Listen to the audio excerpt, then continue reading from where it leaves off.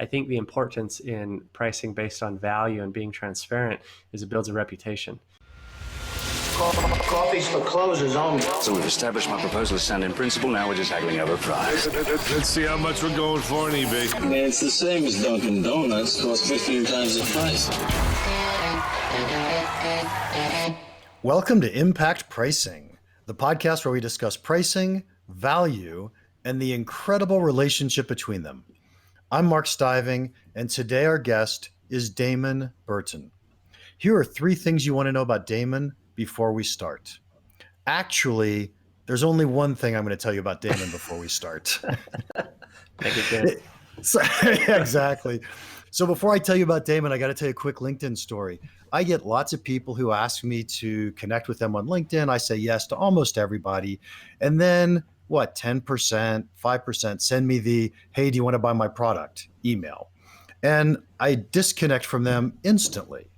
It turns out Damon was phenomenal. He sent me the follow-up email, and it wasn't, do you want to buy my product? And in fact, that email or that message is why we're talking to Damon today. So what I'm going to do as an introduction, I'm going to read you the message he sent me. Hey, that's a good intro. That covers what we need. It really does. So here we go. Thanks for connecting, Mark. I think this is where I'm supposed to puke sales pitches at you and try to get you to buy something, but I'm not. Cool if I tell you a little bit about myself, then I'll let you go. Happily married for 13 years, have 3 kids, favorite place is San Diego. President of SEO National. You can probably guess from the name what I do, been at it for 12 years and wrote a book about it. It's been cool to work with people like the Utah Jazz, clients on Shark Tank, speak at conferences, blah, blah, blah. Here's the rest about this face that only a mother could love. He gives his URL. 3 things. 1, I see you're into podcasting. If my experience could ever be a benefit to your audience, I could send you my one sheet to check out. I bring a lot of free value to listeners about how to grow a business online, all without trying to sneak in a hidden sales pitch. 2, let me know if I can ever help with freebie search engine optimization advice. If Facebook is your thing, I also have a group on there where I offer free SEO advice. Want in? 3, they say lists and odd numbers are more powerful, so that's why I put 3, but really it's only 2. Anyway, wishing you continued success. That's a wrap. Thanks for connecting. Okay, welcome, Damon. I love that message. Thank you. You know, if you would like, at some point in this conversation, we can talk about the evolution of that intro because that's a work in progress, but I'm glad that you enjoyed it. Well, there's no doubt in my mind that it's a form email that you customized for me. Yeah, more or less. And what's funny is because I really do like giving away value, and I really don't take a smoke and mirrors angle. And so it's funny because the majority of the people that write back, they say something positive. Even yesterday I had a guy that said, hey, this is great. I'm going to steal this. And I get that quite a bit. This is a great intro. I'm going to take the same concept. But then every once in a while I get these Debbie Downers. And I got one yesterday. And this guy was like, boo-hoo, as much as this is trying to be funny and authentic, it ain't working, disconnect and whatever. Well, the question is, what's the percentage of the hit you get? And I got to say, in all honesty, it's unique. I so many followers or so many people I'm connected with, and I've never seen one that good. Well, thanks. So. Yeah. I mean, I'm in the same boat. I get hit up all the time. And so I was thinking about it and I was like, just like you said, I don't like the sales pitches. Nobody likes the sales pitches, but we all know we're there on LinkedIn. So we're all open to value exchanges. And so I said, how can I communicate this without just puking, like I said, without puking sales? So I said, here's me. And I make it very clear, I'm going to let you go after this. And so, that's right at the beginning. So they're not going, when is this going to end? And so, yeah. So normally on the podcast, we talk about pricing. But today what I want to do, if you're okay with this, is I want to talk about business, in particular your business. And I want to weave in pricing conversations and lessons as we go. Does that sound fair? Sure, yeah. So let's start with, tell us what do you do and what are some highlights on how you got there?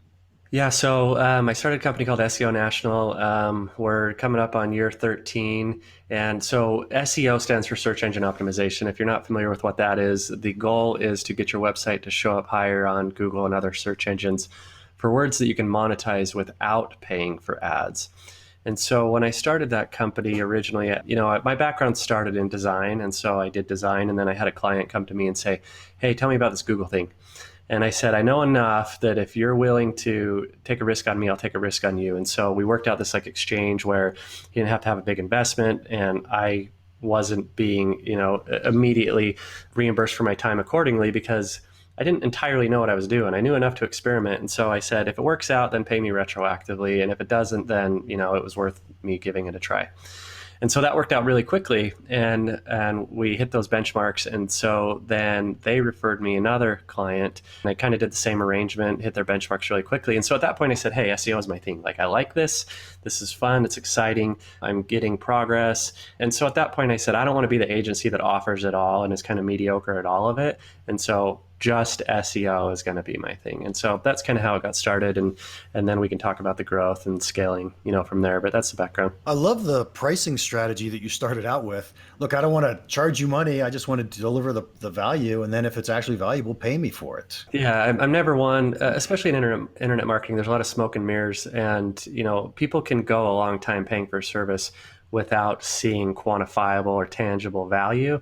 And I never wanted to be that guy that took advantage of that position. And so I try to be really transparent. And even nowadays, it's still a long, slow progress, the way SEO works. And so I'm very clear during negotiations with the lead. I say, you're in it for at least a year, and here's why. As they're signing the contract, in the contract, it says, hey, remember, this is going to take a long time.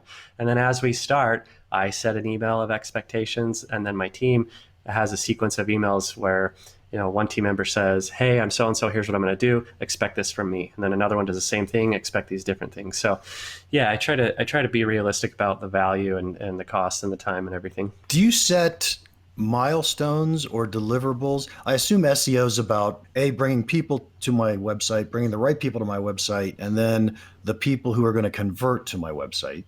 Yeah. And so do you set milestones that say, hey, we're going to get this many within 3 months visiting your website?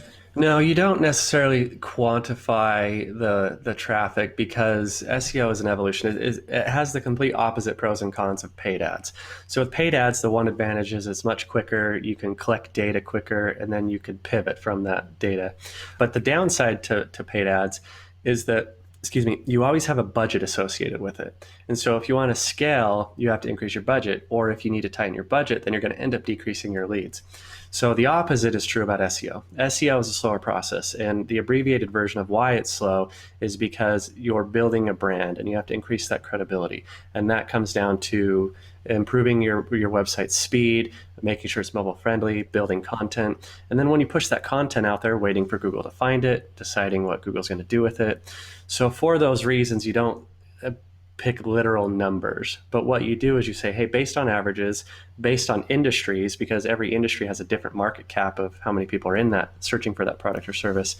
So depending on that, you say, hey, these are kind of averages. And then at first, we're going to go off of how your rankings are increasing, where you're showing up on Google from page 5 to page 3. And you're not going to get traffic until you get to page 1. Then when you get to page 1, we can start quantifying traffic and then, estimating the scope of growth. Nice. And so I take it you agree ahead of time, these are the terms that we're going to move to page 1. These are the search phrases or search terms.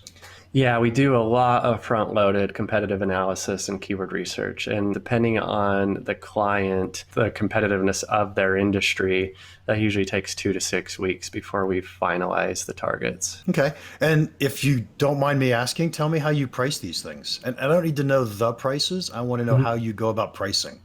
Yeah, it's primarily based on 3 things. So the first thing is, what's the market in the industry? So is it hyper competitive, like weight loss, where there's a large market and a lot of money being thrown at it? Or is it more niche? Is it just like a random little widget that only certain people want? The second thing is, what's the geographic or demographic targets? So are you a dentist in one city, or are you an attorney in a county, or are you a retailer in a state, or are you a service that's national or international? So the broader you go, obviously, the more people you're fighting against, the more competition, the more assets needed, the more time, the more cost. And then the last thing that we base it on is, what backend does the website run on? Is it search engine friendly, more or less than other website backends? And we can work with any backend, but the structure of the backend in, for example, WordPress, it might take us 5 minutes to change this one thing. And on a different backend, it may take us 45 minutes. So we can still do those things. It just may take longer. How's the podcast going? Are you getting value? Research shows that people don't really value what they get for free. But I'm hoping you'll prove this research wrong. Please demonstrate to us and the entire world that you value this podcast. Would you please pause the podcast, subscribe if you haven't already done so, rate the podcast, and leave us a short review? You'd be doing a huge favor. And research shows if you invest this little bit of time, you'll probably like the podcast even more. Win-win. Pause. Do it now. We'll wait for you. I'm trying to relate that back to value to the customer for a second. So the back end is certainly a cost-driven, this is going to take us longer. Mm-hmm. The other piece is I think we're really tied to value. If I think about the size of the market for a second, if I'm going after the entire US or the entire world, it's a much larger market, much larger value, hopefully, potentially, than if I'm an attorney going after a county. How do you think about the customer's value when you're setting those prices? So it boils down to the assets that we create. If we had to condense it to a thing, it would be the assets. So what type of value and asset creation are we going to bring? So if you are the business that's in just a city, then to compete against the other people, because if you think about it, you're really fighting against who is already there on page one of Google. When we do the competitive analysis, we say, okay, that competitor has this type of content strategy that we're fighting against, and they have this type of external credibility that you need to outpace.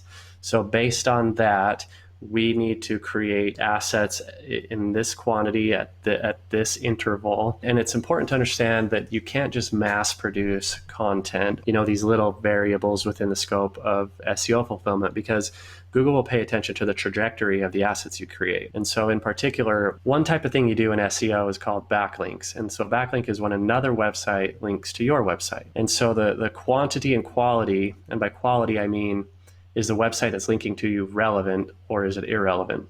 So the more relevant, the higher value that link is. So Google will pay attention. If you go from having 5 links to 5,000 links in 1 month, that's obviously been artificially inflated. So not only do you have to take into account the logistics of just creating content, but then even if you could mass produce it, would it raise red flags with Google? So you have to find that happy medium through that competitive analysis. So the value is identifying the strategy and then saving them the time in producing that content. Because a lot of times everyone says, well, I have a blogger, I can do content. Well, sure, but is it optimized content? So this is pretty fascinating. I see that I want to use your services, right? I mean, I want people to come to my website and see all this. I think that would be fascinating. But it isn't clear to me yet, what are you going to do for me? What are you going to deliver for me? Are you writing my content? But by the way, I blog probably twice a week. Sure. Okay. Yeah. So why don't I walk you through the scope of boarding a client? Sure. So the first 2 to 4 weeks is going to be strategizing. So we're going to do the competitive analysis, the keyword analysis to find out who we're fighting against, who we need to outpace, and then what we are going to strategize to rank you for that you can monetize, because we don't want to just have you show up on page one for just anything and just go, hey, look, you're on page one. So we do that research to go, okay, yeah, there's a market for this. People are searching for this, and it's immediately relevant to your product or service, so you can monetize it. So then while we are strategizing that, then the other part of my team is going through and fixing the structure of your website. We don't often need to redesign it unless it's just like super obvious that there's no good call to action.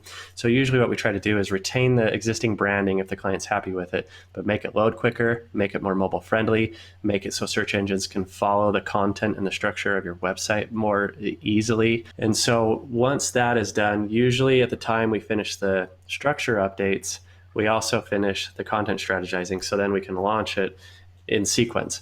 So you asked, am I writing blogs for you? Yes, usually that's part of it. If we have to just get real black and white as far as what the deliverables are, on average, we blog, 2 to 4 times per month per client. Then we also have an account to distribute news directly through Google News. So we work with the client to say, okay, what can we brag about? What new product do you have? Do you have a new VP of something? Are you going to a conference? And so we want to get that value out there, because Google's going to say, Mark's competitors are not in Google News. Mark's competitors are not talking about their product or service as value added as he is. And so we're building that brand awareness and credibility. A lot of times we'll take that content and then we'll repurpose it into, again, depending on the client and their level of competition, videos, graphics, audio, different types of media. So basically it's about outpacing your competitors by representing that you are more of an authority than the other guys are. There's so much going on behind the scenes here that I'm fascinated that you understand it, and I will never understand it. If I were trying to sell your product, I'm trying to put a price on it or trying to talk to the marketplace, I would try to figure out how much value would improved SEO deliver to you as a client and try to price it that way. And so I could see the things we talked about already where the geography made a big difference, but I would say that market segments make a big difference. So if I were trying to sell SEO for Rolex watches, Yeah. versus SEO for bubblegum, right? One of them, I'm going to get a huge return for every hit. The other one, I take a ton of hits in order to get a decent return. Exactly. And it isn't even my effort, it's their value. Does that make sense? Yeah, you nailed it. I mean, we turn away leads a lot of times for that reason, because obviously we love their business, but it just doesn't make sense that they're going to get a return from our services. And for the exact reason that you said, you have to have a decent enough profit margin, and you also have to be in an existing business. Unless you're a startup that has venture capital funding, it doesn't often make sense to do SEO, at least first, because it is such a slow process to build that credibility. It also doesn't save a sinking ship. Like if SEO is your last straw, it's not a good strategy. So you got to be in that middle ground where you have disposable income to pay for the services for the months in advance for it to take to unfold and bring its full potential and value. So yeah, it doesn't work for everybody. Exactly. Yeah. I'm going to change the language you just said. I don't have disposable income to pay for services. I have extra resources to invest for the future. Yeah. Fair enough. Yeah. Sometimes when I say disposable income, I think it's close enough that everybody gets it. But yeah, I cringe a little when I say that sometimes. I cringe a little when I heard it. It's like, no, I don't have disposable income. Yeah. What are you talking about? Cash flow. You need the cash flow. Yes, absolutely. We need the cash flow. So I'm finding this fascinating. You seem to brag about the fact that you've never paid for an ad, and yet I find the pay-per-click theory strategy simple because I know I put in X number of dollars, I got this many leads, this many converted, I got this much revenue. I can really easily create here's what it costs me for this much revenue or even this much profit. And so why do you not like that? Or why is SEO better? I've never been one of those guys that picks a side. I mean, pay-per-click has its purpose. It's not that pay-per-click is bad, and you can also run them parallel sometimes. Like if SEO is profitable and pay-per-click is profitable, then run them both. But the advantages and disadvantages are, as we said earlier, is that one, if you want to scale, paid ads, if you want to scale, you have to pay more. Or if you run into a tight quarter and you need to tighten your budget, you're going to decrease your leads. So the appeal, the sexiness of SEO is a little bit of that wild card. I'll give you an example where we have a client that's been with us for, they're that second client that I mentioned. I mean, I still have clients from 12, 13 years ago. Probably my first half a dozen clients are still with us. So over the course of those years, the one client, when they started, they did $80,000 a year in sales online. I just sent them a message yesterday that as of the beginning of September, they're at $750,000 in organic sales. That doesn't include their paid sales, their referrals, anything else, just SEO-driven sales. So there is not a cap with SEO, and with pay-per-click, your budget is your cap. Yeah, there's a little bit of abstractness to SEO, but it's only abstract until you can collect that data. So it's just a little bit of a slower data collection process, because once you get that year under your belt and you can start to say, hey, I paid this much towards SEO and it's generated this much business, then you can do the quantification thing. Nice. Coach me for just a second, would you? I was actually talking to somebody yesterday. She says they have phenomenal SEO, but it's on a really generic term. Mm-hmm. So for the sake of argument, I'm going to say it's the word consulting. It wasn't, but let's say that's what the word was. Mm-hmm. And that feels, let's say that I could get phenomenal SEO on a word called pricing. Mm-hmm.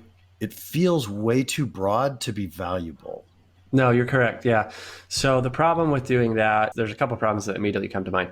So the first problem is you're going to waste a ton of time, because if you get a ton of leads, they're not qualified. So probably 9 out of 10 of those leads, for the theoretical consulting term, are people looking for consulting in a different capacity. So you're going to waste a ton of time. The other thing is that it can actually, over time, create negative consequences for your search engine optimization, because eventually Google is going to say, wow, Mark's site ranks really well, but he has a high bounce rate. So if you don't know what a bounce rate is, it's how Google quantifies as visitors enter your website and then exit. So if they come in quickly and leave quickly, that's going to have a negative impact on your bounce rate. The longer they stay, the better your bounce rate is going to be. And Google's going to look at that and say, hey, Mark's website is really relevant because people stay longer. Or he's going to say, wow, people bail really fast. And once Google quantifies that, then it's going to start to tank your site. So it could negatively impact all of the other targets that you have niched down and ranked well for. So it's important to make sure that whatever I've ranked for, people actually care about. Mm-hmm. Yeah. People actually want to stay on my site and listen or see what we have to say. Yep. Excellent. Excellent. Damon, we are running out of time, but can I ask you, I'm going to ask you the question that I ask everybody, even though you're not a pricing person. Okay. What's the one piece of pricing advice you would give our listeners that you think could have a big impact on their business? So I've always priced on value, and I know that's kind of like pretty generic term there. I always try to be realistic and not gouge customers, because I like to sleep at night. And so obviously extra money would be great for anybody, but I think the importance in pricing based on value and being transparent is it builds a reputation. My business has grown almost entirely, as you said, we haven't spent any money on advertising, almost entirely on our reputation, because once you get in with a certain level of clients and provide value, they're going to bring you into their inner circle of other clients that you can bring value to. So it might be a slower play, but it's going to pay off in the end. Nice. I got to say that I enjoy talking to you so much. You obviously want to deliver value to your clients. You're not trying to capture all of it back. So it's how do I grow my business by delivering, value is the only word I could come up with that made sense. Yeah. I mean, if we got another 30 seconds, I can give you a literal example. Feel free. We took on a new client that found us through, like you and I, on LinkedIn. It wasn't through a message, but I just post a lot of free content on LinkedIn. Like, here's the black and white of SEO. Take it for what it's worth. And then we had a guy find me that way, and he ended up being the sales director for this tech company. And so they reached out, we set up an appointment. They happened to be local. And so I went in and had a meeting with him. And then after a day or two, they said, hey, we want to go with SEO National. And he says, the reason why we went with you is because when you came in, it's very rare that somebody in the digital space can come in, have a meeting, and not leave you more confused. He goes, not only did you tell us the pros, but you also told us the cons. And so that's not where the story ends. I got them as a client, but then I have a lot of people say, how did you get the Utah Jazz team store, their retail outlet, as a client? Well, it came from that, because that first guy I only had as a client for a week or two, and he goes, hey, I want to introduce you to this other gentleman. So I start talking to this other gentleman. He becomes a client. And then like 2 days after this guy becomes a client, he goes, can I introduce you to the Utah Jazz? And so I go, yeah, of course I go, yeah, but then I also go, what? But I mean, within the scope of 2 weeks, I got 3 clients that all originated from just giving away free value on LinkedIn. Nice. And I think more of us should give away free value on LinkedIn. But then again, LinkedIn starts to get really crowded, and it's tough to figure out what's valuable and what's a sales pitch. Yeah, there's definitely the crafty people that blur the lines. So, Damon, thank you so much for your time today. If anyone wants to contact you, how can they do that? SEOnational.com is the business website. DamonBurton.com, I blog about entrepreneurship. And if you want some free SEO advice, go to waystorank.com/Facebook, and it'll redirect you to our free Facebook group. Excellent. Well, that's a wrap on episode 38. My favorite part of today's podcast, undoubtedly, it's that introduction. I just love that introduction. So what was your favorite part? Please let us know in the comments of wherever you downloaded and listened to the podcast. While you're at it, would you please give us a 5-star review? We value those. They're very helpful. If you have any questions or comments about the podcast or about pricing, feel free to reach out to me at mark@impactpricing.com. Now, go make an impact.